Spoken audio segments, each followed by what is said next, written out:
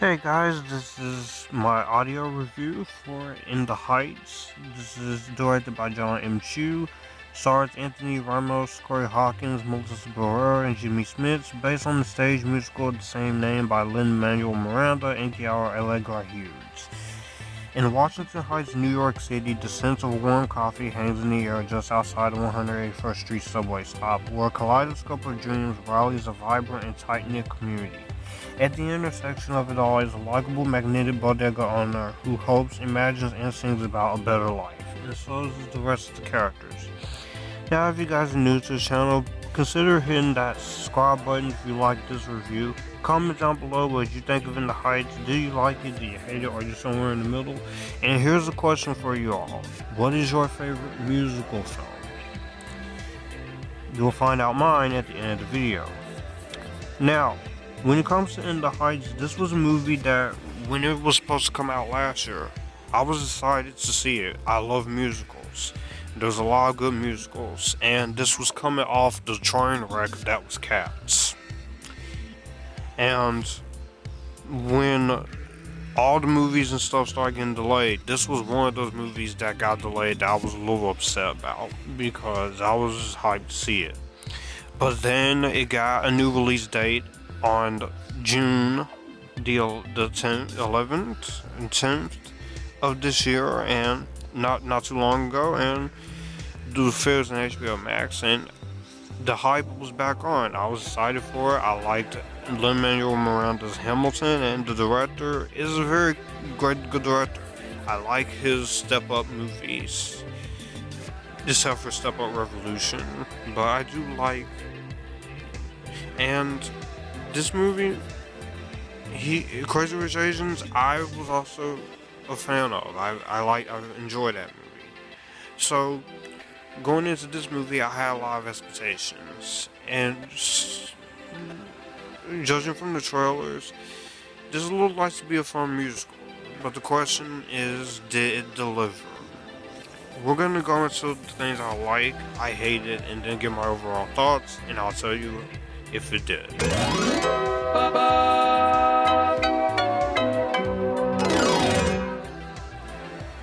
And easily, starting off with the positives, the big thing that I took away from In the Heights, with me being a person of color, and to anybody who is Latino or a person of color, I think you will find a lot of great representation in this movie. Even if you're not Latin or a person of color, there is something in this movie that you can take away from. This movie did speak to me, and speaks to a lot of the Latino community in a lot of areas, in terms of not giving up on your dreams, which this movie, we've seen it 1,000 times before, and it certainly ain't gonna be the last time we see this kind of story. But it has something to say about having the right people along, such as your family and your friends, there to support your dreams and wanting a better life. And I got the message across. I thought the screenwriter, which is the writer of the actual Broadway play, and the director, Jon M. they got that out of the way. And they knew what they presented it in a very good way. It has something to say about that and having people to support your dreams, and it also shows the definition of what home really is. But it also does a great job in respecting the community of the Latin culture here in the most respectful way possible. So I very much appreciate that aspect. Another thing I really appreciate about this movie is that everything about this movie works. Also, the musical numbers. Let's talk about the songs, because this is a musical and I can't go on the review and not talk about the songs. The songs in this movie are great. I love all the songs in this. I'm surprised I have not added this to my Spotify playlist, but this is one of the best musical soundtracks of the year, and this is one of my favorite soundtracks of the year. A lot of the songs in this movie I very much love. I love the opening song. There's the one song they play and they sing at the pool, and there's another song they sing outside the city in the middle of the movie having a celebration. I love all the musical numbers in this movie. It's very well sung, very well choreographed, and very well shot. It's very well crafted musical numbers, and you can tell that there's a lot of passion and a lot of love going into this. Also, the acting in this movie from everybody is great. Anthony Ramos and Melissa Barrera are the true standouts as Usnavi and Vanessa. And we're going to be seeing a lot more of them going forward. And they have a great career ahead of them, so I do really want to see them do more films. After this, Corey Hawkins, I'm familiar with him. We saw him in Straight Outta Compton and Iron Man 3 and Six Underground and Kong Skull Island. He's a good actor. Leslie Grace, she was also good. I do want to see more of her. And everyone did a good job here, especially even Jimmy Smits, Mark Anthony, and then you had, of course, the scene stiller, which is the grandmother. She did a really great job here, so the acting is very strong in this movie.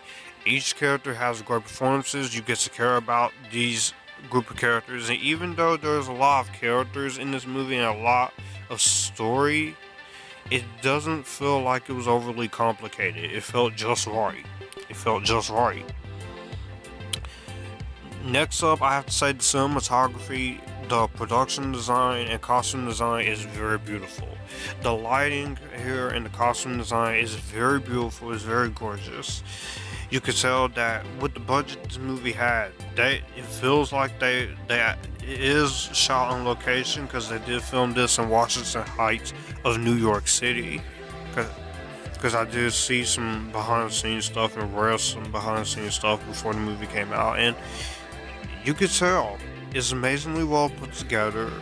It respects its Broadway counterpart, and it does a great job of respecting its Broadway musical counterpart while also doing justice to it on screen. And I was very much impressed with how they did that. Of course, like I said before, the story is something we've seen before and something we're going to see 1,000 times more. But the question is, did they execute the story well? Yes, I think they did. And in the Heights, they accomplished that. I very much loved nearly everything about this movie. And for a movie that's 2 hours and 23 minutes, I wasn't bored. Now, some people are going to have an issue with this 2 hours, 23 minute long runtime, but it's kind of hypocritical that people complain about a movie that's being 2.5 hours long, yet you can sit through multiple seasons of a TV show and not get bored. It's kind of hypocritical to me, don't you think? So, the 2 hour and 23 minute runtime of In the Heights didn't bother me. I wasn't bored. Even with the slow moments, I was intrigued, because I was invested into this character. I was invested into this story.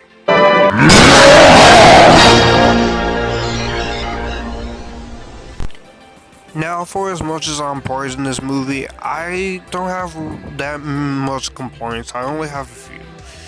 There are some moments in this movie where the characters was talking Spanish and it isn't subtitled, with the exception of the beginning, which there is Spanish in the movie, so if you're someone who doesn't like to hear Spanish language, it will be a bit of a problem for you. But for me, having took a Spanish class back in high school and passing it, the Spanish, it doesn't bother me.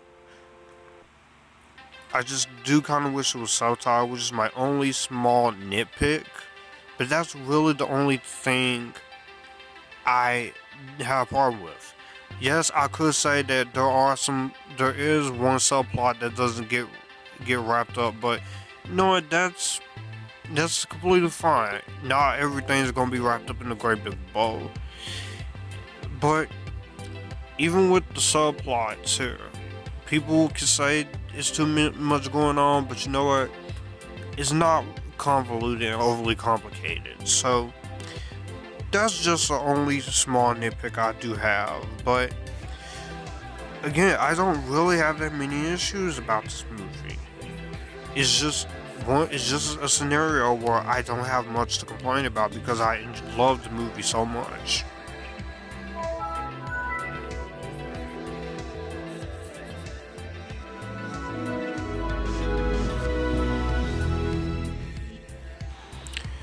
So overall, my final thoughts for In the Heights. In the Heights, this is one of the best films of this year for sure. The best musical film of the year until Dear Evan Hansen comes out this later on in September. We'll see if it rivals this. Everything about this movie works, from the story to the direction to the acting, the musical numbers. This has a very good message that I think even if you're not part of the Latin community, if you're not Latino or a person of color, you can very much appreciate. And this is definitely for sure one of the best movies of the year. It is great. Everyone, whether this movie is in theaters or HBO Max, whichever one you choose to do, go out. Hear me out when I say this. Go out. Go see this movie. Do not sleep on it. Give this movie your support, because this movie is not doing too well right now. Give this movie the money it needs to. This is one of the better musical adaptations. One that will go down as one of my favorites. Definitely one of the best movies of 2021. And I don't regret watching In the Heights. This is going to be one of my new favorite musicals that I'm going to go back and rewatch. And I can't wait till it comes out on Blu-ray DVD combo packs. So that way I can rewatch this with my sister. Because my sister, she loves this movie too. So she's a musical nut, so it's fun. But at the end of the day, In the Heights, go check this out. Give this movie your support. You'll be glad you did. And with that being said, I'm gonna give In the Heights a better than Vampire Academy. I'm almost this close to giving it my highest grade. And as for my favorite musical, it's a tie between The Wizard of Oz and West Side Story. So that's my review of In the Heights. Let me know in the comment section down below, what did you think of it? Did you see it? Did you like it? Did you hate it? Are you somewhere in the middle? What is your favorite musical? Be sure to hit me up in the subscribe button and notification bells to get notified when new videos are up. Please be sure to like this video, because it does help the channel grow and it does help with the algorithm. Be sure to comment down below your thoughts. Be sure to share this video. All my social media links to my Facebook, Instagram, Twitter, Snapchat, Letterboxd, you name it. My Amazon wishlist is all down below. And you guys keep it cool. Enjoy the Epictasticness. I'll see you guys in the next review.